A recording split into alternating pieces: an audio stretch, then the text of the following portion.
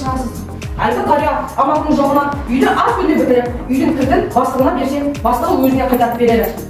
Бұл енді сіздің үйіңіз, осы үйде енді сіз тұрасыз. Асеке, мұныңыз қалай? Бұл үйді саған беретін болдым. Өзімнің үйім болады кіргенде бәрін күндегін салып, бәрін сарай салаға бердім ғой.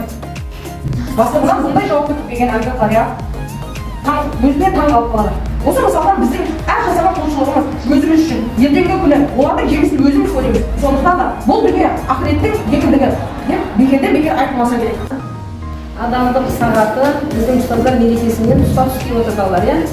Сол екеуін ұштастырған сынып жетекшісі Сақва Әйгерім апайға алғыс айтқым келіп отыр. Бүгінгі адалдық сағаты өте керемет өтті деп есептеймін.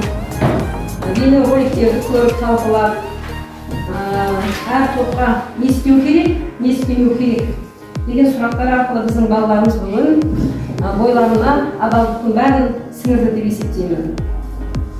Жаңағы ситуациялық сұрақтар беріп жатты, балалар өздерінің ойын айтып жатты, үлкен құрмет берді, кішіге ізет